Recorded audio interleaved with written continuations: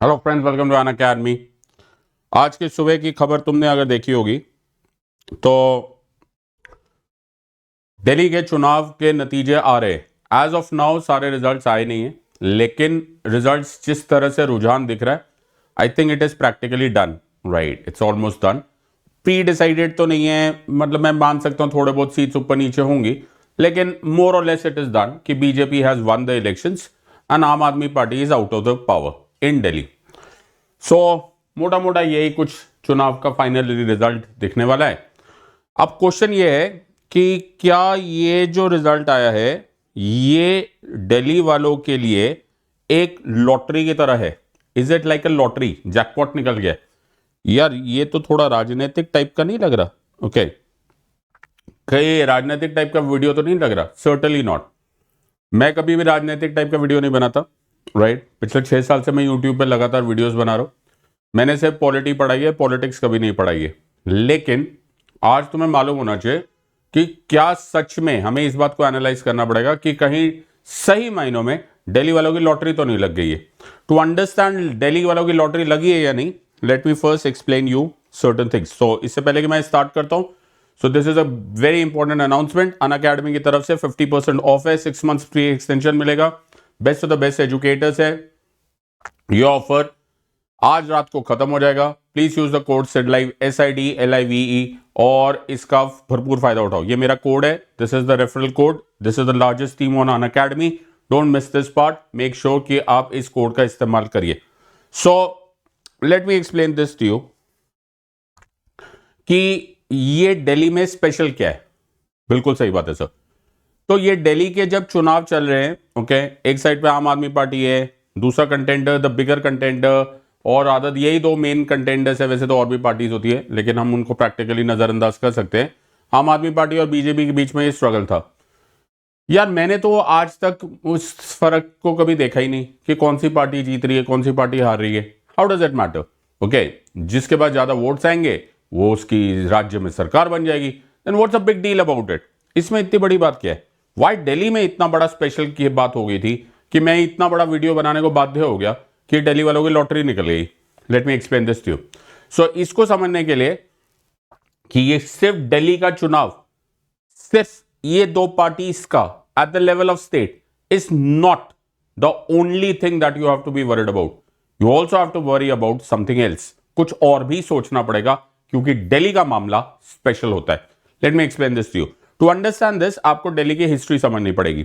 सो जब अंग्रेज इंडिया को छोड़ के चले गए तो दिल्ली और बहुत सारे और जितने भी हमारे राज्य थे, उन राज्यों को एक टेम्पररी अरेंजमेंट किया गया, एक उस टाइम पे काम चलाऊ अरेंजमेंट किया गया, क्योंकि अंग्रेज तो छोड़ के चले गए थे। तो उस टाइम पर पूरे इंडिया को, जैसे आज तुम लोग Karnataka state, Tamil Nadu state, Assam state, Delhi state या एनसीटी जो मर्जी बोलते हो, तब ऐसा नहीं बोला जाता था।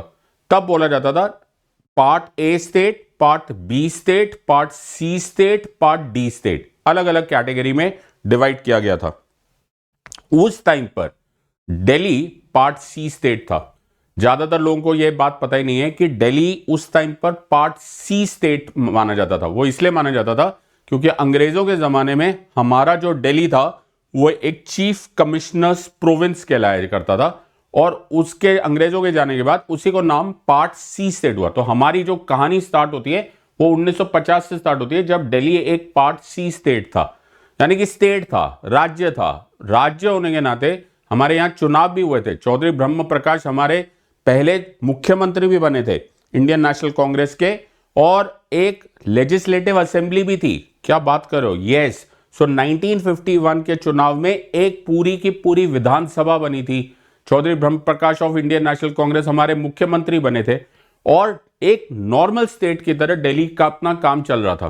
फिर 4-5 साल गुजरे, और 4-5 साल गुजरे के में बहुत जबरदस्त डिमांड होने लगी चारों तरफ पूरे इंडिया में कि यार भाषा के तौर पर, लिंग्विस्टिक बेसिस पर फटाफट स्टेट्स बनाए जाए। आंध्रा स्टेट 1953 में पहला ऐसा स्टेट बन गया जो कि भाषा के नाम पर बना। तेलुगु स्पीकिंग स्टेट के नाम पे आंध्रा स्टेट पहला ऐसा स्टेट बना, और एक बार आंध्रा ऐसा स्टेट बनेगा तो बाकी भी नहीं छूटेंगे। तो हर स्टेट ये डिमांड करने लग गया कि जी तुमने आंध्रा स्टेट बना दिया, तो अब हमारी भी भाषा के बेसिस पे स्टेट बनाया जाए। और वो काम करने के लिए एक अमेंडमेंट किया गया, और वो अमेंडमेंट के साथ साथ एक लॉ पास किया गया।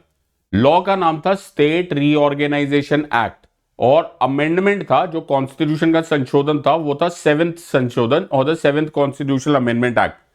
अब कमाल की बात यह है कि 1956 का ये जो लॉ था या 7th कॉन्स्टिट्यूशनल अमेंडमेंट एक्ट 1956 जो था, 1956 में अचानक ये जो हम पार्ट सी स्टेट हुआ करते थे, अचानक हम लोगों को केंद्रीय शासित प्रदेश बना दिया गया, यूनियन टेरिटरी बना दिया गया। तो अब तक की जो कहानी हम राज्य थे, हमारी खुद की विधानसभा थी, हमारे खुद के मुख्यमंत्री थे, उससे हटाकर हमको एक यूनियन टेरिटरी बना दिया गया। इन द सेंस कि हम एक यूनियन टेरिटरी, केंद्रीय शासित प्रदेश, directly ruled by the union government हो गया।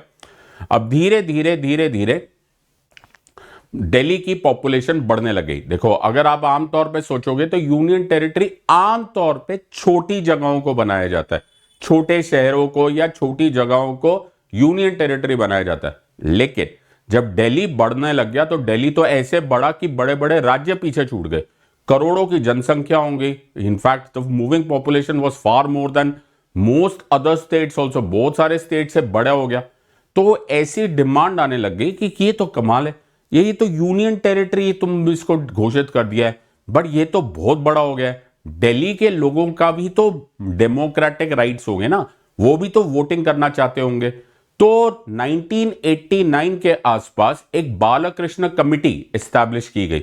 बालकृष्ण कमिटी से पूछा गया क्या कुछ और किया जा सकता है, समथिंग कि ना ये केंद्रीय शासित प्रदेश पूरी तरह रहे, यूनियन टेरिटरी रहे, और ना ही ये पूरी तरह से राज्य रहे, कुछ मिडिल अरेंजमेंट की जा सकती है क्या। बालकृष्ण कमेटी ने इसके बारे में विचार किया और 1989 में बालकृष्ण कमेटी ने रेकमेंड किया कि ऐसे करो, तुम इसको ना यूनियन टेरिटरी रहने दो और ना ही तुम इसको एक फुल फ्लेजेड स्टेट बनाओ। और उनकी बात मानकर 69th constitutional amendment act of 1991 पास किया गया। 69th संशोधन के बाद दिल्ली को एक नया नाम मिला, और वो नया नाम ना तो यूनियन टेरिटरी था ना वो स्टेट था, उसका नाम था national capital territory of Delhi, NCT of Delhi, जिसके नाम से आज भी दिल्ली जाना जाता है। तो उसको 69th कॉन्स्टिट्यूशनल अमेंडमेंट एक्ट 1991 किया गया, और साथ में एक लॉ पास किया जिसको बोला गया गवर्नमेंट, जी से government, national capital territory of Delhi act of 1991।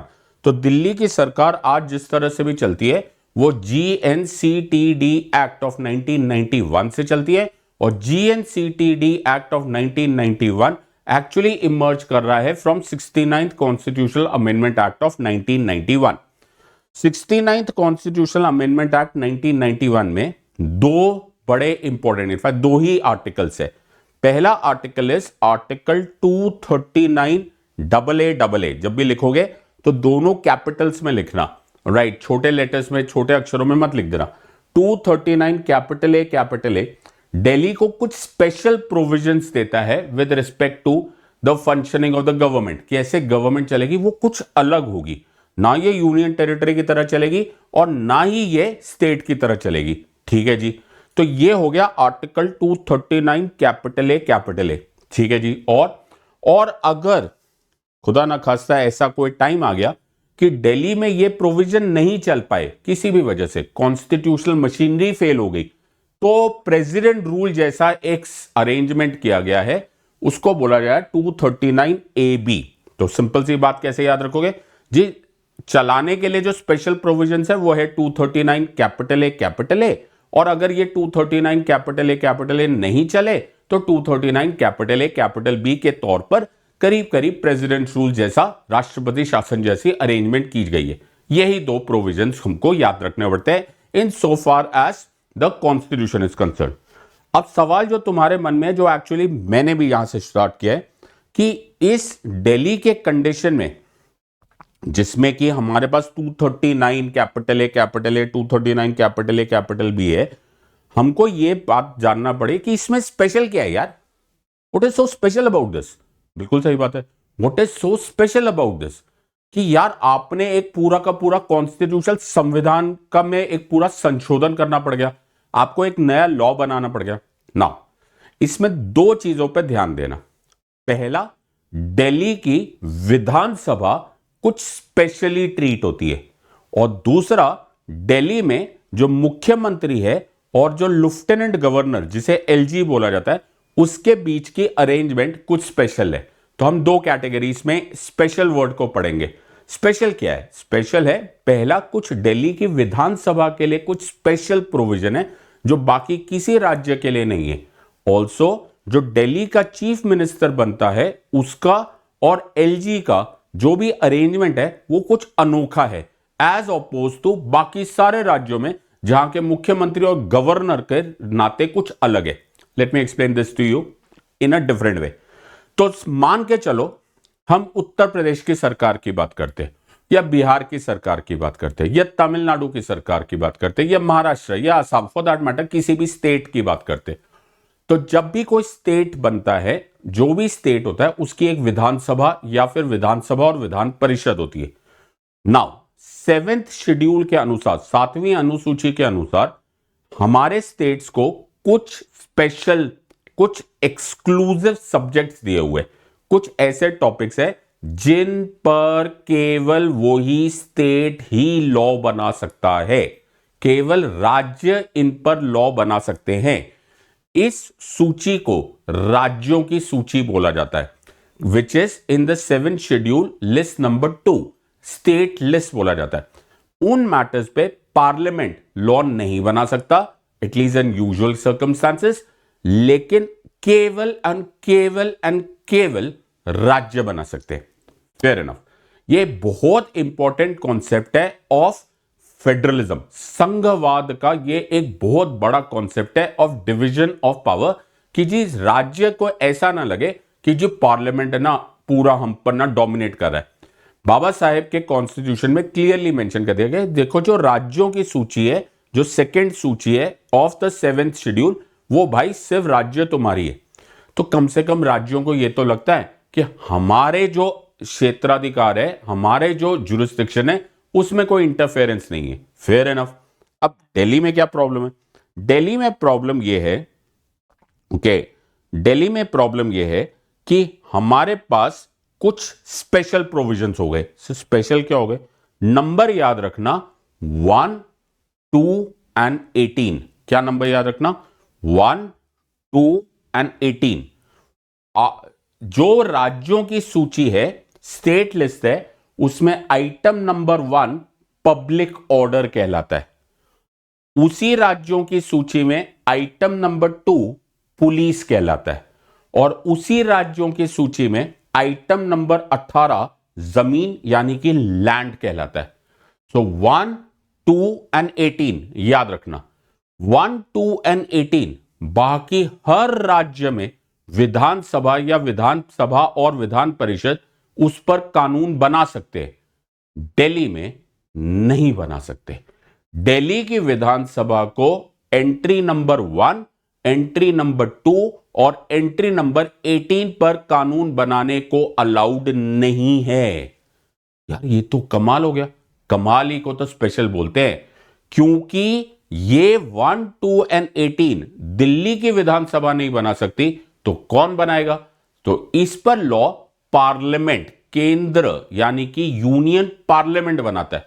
तो दिल्ली में बाकी राज्यों की सूची सारी की सारी दिल्ली के पास है, लेकिन 1, 2 और 18 दिल्ली के ऊपर जो भी पब्लिक ऑर्डर से, जो भी पुलिस का काम है और जो भी लैंड से रिलेटेड काम है, उस पर कानून पार्लियामेंट बनाएगा, केंद्रीय सरकार बनाएगी। Now that makes a very अजीबोगरीब डिस्कशन। क्यों? क्योंकि अगर तुम थोड़ा सा भी दिमाग जानते लगाते हो तो तुम्हें मालूम है कि 1, 2 एंड 18 पब्लिक ऑर्डर, जो पूरी व्यवस्था है, पुलिस और जमीन, ये एक राज्य को चलाने के लिए बड़े जरूरी एलिमेंट्स है। इट इज लाइक सेइंग कि मैं तुम्हारे हाथ पीछे बांधूं और बोलूं जाओ बॉक्सिंग करो। It is a very kind of a very difficult situation कि किसी को भी सरकार चलानी हो और तो 1, 2 and 18 के बिना वो कैसे राज्य में सरकार चलाएगा? मुश्किल क्वेश्चन है, लेकिन this is only half of the story. बाकी हाफ ऑफ द स्टोरी भी सुन लो। The second half of the story is the relationship between the LG and the chief minister. आमतौर पे अगर मैं उत्तर प्रदेश के मुख्यमंत्री को देखूं, या पंजाब के मुख्यमंत्री को देखूं, या मैं गुजरात के मुख्यमंत्री को देखूं, तो जो वो फैसला करते हैं वो गवर्नर को बता देते हैं, और गवर्नर साहब को 99.9% उस बात को मानना पड़ता है। It is very clearly said as per article 163 that there shall be a council of minister with the chief minister at its head to aid and advise the governor in the discharge of his function। तो करना ही पड़ता है, governor साहब मना नहीं कर सकते। आजकल तुम बहुत सारे अखबारों में देख रहे होंगे, तमिलनाडु गवर्नर के बारे में बड़ी सारी कंट्रोवर्सी चल रही है। Make sure that you understand this. आज नहीं तो कल सुप्रीम कोर्ट ये फैसला फिर से दे देगा कि गवर्नर साहब please do what your chief minister asks you to do. जो चीफ मिनिस्टर बोलेंगे वो करना पड़ेगा। This is the constitutional scheme. Sorry my dear friends, not in Delhi. अगर दिल्ली का चीफ मिनिस्टर एलजी को कुछ बात बोलता है और एलजी को कोइंसिडेंटली वो बात पसंद नहीं आ रही है, तो एलजी साहब कोई बाध्य नहीं है कि उनको वो बात माननी ही पड़ेगी। He can take that advice and send it to the president. So he can refer it to the president. President, ये तो राज्य की बात थी ना, तो आप केंद्र में फेंक रहे हो। हाँ, वो प्रेसिडेंट के हवाले कर देते हैं, और प्रेसिडेंट साहब जैसा बोलेंगे फिर वो वैसा करेंगे। इनफैक्ट अगर इसको और थोड़ा सा डीप डाइव करेंगे तो इसमें यह भी लिखा हुआ है कि जब तक राष्ट्रपति जी इसके बारे में फैसला करते हैं, उतने टाइम पीरियड में, उतने इंटरिम टाइम पीरियड में एलजी साहब अपनी मर्जी से भी कोई भी फैसला कर सकते हैं अगर उनको लगता है कि ये अर्जेंट है। यार, कहीं ऐसा नहीं लग रहा तुमको कि ये राज्य की जो सरकार है ये बहुत ही डाइसी विकेट पर है? ना तो मेरे पास 1, 2 and 18 है इन टर्म्स ऑफ विधानसभा, और ना ही एलजी मेरी बात को बाध्य है to obey what I am asking him to do. ये दो मेजर चीजें हैं अपार्ट फ्रॉम सम अदर्स जो कि दिल्ली को एक स्पेशल कंडीशन में लाते। तो दिल्ली वे चलाएंगे कैसे? दिल्ली चलने का एक ही तरीका है, और दिल्ली चल जाए उसके लिए जो सबसे इंपॉर्टेंट तरीका है वो है ये फॉर्मूला। क्या फॉर्मूला है? फॉर्मूला ये है कि भगवान करे कि दिल्ली जब चल रहा हो तो दिल्ली में जिस पार्टी की सरकार आए वही सरकार, वही पार्टी की सरकार केंद्र में भी हो। आई होप मैं समझा पा रहा हूं। अगर तुम्हें अब तक ये पूरा सिचुएशन समझ में आ जाए कि दिल्ली वालों का भला किस में है, दिल्ली वालों का भला इसमें है कि जो दिल्ली में सरकार, राज्य की सरकार बन रही है, वही पार्टी की सरकार केंद्र में बैठी हो, तो फिर कोऑर्डिनेशन में कोई प्रॉब्लम नहीं आएगी। बिकॉज मैंने जैसे बोला, जो दिल्ली का लॉ नहीं बनेगा वो पार्लियामेंट बनाएगा। अब दोनों साइड पार्टी सेम है। वैसे ही दिल्ली का चीफ मिनिस्टर एलजी को कुछ बोलेगा, एलजी उठा के प्रेसिडेंट साहब को बोल देंगे, doesn't make a difference, because दोनों साइड पर एक ही रंग की सरकार है। तो जब एक ही रंग की सरकार है तो सब कुछ अच्छा चलेगा, ऑल इज वेल। बिल्कुल सही बात है। सो एक्चुअली द कोऑर्डिनेशन बहुत अच्छी चलेगी अगर दोनों की सरकार एक साथ एक ही पार्टी की हो। प्रॉब्लम आती है जब एक साइड पर किसी और पार्टी की सरकार हो और दूसरे साइड पर किसी और पार्टी की सरकार। मैंने यहां पे बीजेपी नहीं बोला, मैंने कांग्रेस नहीं बोला, मैंने आम आदमी पार्टी नहीं बोला, मैंने कोई पार्टी नहीं बोली। मैंने सिर्फ यह बात बोली कि दोनों साइड पर सेम होनी चाहिए। It can be any combination, it can be any of the combination. इधर ऑरेंज सरकार हो, इधर ब्लू सरकार हो, इधर ब्लू सरकार हो, इधर ऑरेंज सरकार हो। मेरे लिए प्रॉब्लम ही प्रॉब्लम है। दिल्ली वालों की जिंदगी दूभर हो जाती है जब राज्य में किसी और की सरकार होती है और केंद्र में किसी और की सरकार होती है। बिकॉज इन सच कंडीशंस इतना जबरदस्त इन कोऑर्डिनेशन होता है, पुलिस अपनी मर्जी से काम नहीं कर पा रही है, पब्लिक ऑर्डर की धज्जियां उड़ी जाती है, जमीन के सारे काम डिले हो रहे होते हैं, एक छोटी छोटी रजिस्ट्रेशन होने में इतना टाइम लग जाता है। अगर दिल्ली की सड़कों पे इस टाइम घूम के देखोगे तो तुम्हें समझ में नहीं आएगा कि सड़क कहां है और कचरा कहां है। Now the point here is कि शासन प्रशासन चलाने के लिए कोऑर्डिनेशन होना बड़ा जरूरी है। तो जब तक ये दोनों सेम नहीं होंगे तब तक it won't function. Now for the long time, for a long period of time, पिछले 2-3 कार्यकाल से हमने इसको नोटिस किया कि ये इन कोऑर्डिनेशन पक्की बैठ रही है, यानी कि कोऑर्डिनेशन बैठ नहीं रही है। और आज जो हमको नोटिस आया वो ये आया कि बीजेपी की सरकार शायद इनफैक्ट 9 आउट ऑफ 10 बनी गई है और बीजेपी की सरकार ऑलरेडी सेंटर पे है ही। तो we have a far better environment for the betterment of Delhi then was ever existing at least in the last decade or so. तो एक तरह से तो मैं गलत नहीं बोल रहा हूं कि दिल्ली वालों की लॉटरी लग गई है, ऐसा लग तो रहा है। बट आगे क्या होगा ये मैं नहीं कह सकता, लेकिन डेमोक्रेटिकली चूज कर लिया गया है। जनता ने अपना फैसला सुना दिया है, जनादेश आ गया है, मैंडेट आ गया है। थोड़े समय में हमें पता चल जाएगा कौन हमारे मुख्यमंत्री होंगे और हम इस कॉन्सेप्ट को समझेंगे कि एक साइड पर डेमोक्रेसी है और एक साइड पर फेडरलिज्म है, संघवाद है। But it is not easy. ये बोलना बड़ा आसान होता है कि संघवाद है जी, बैलेंस होना चाहिए, इधर की पार्टी ने दूसरी पार्टी के साथ बैलेंस करके चलना चाहिए। Is it so simple?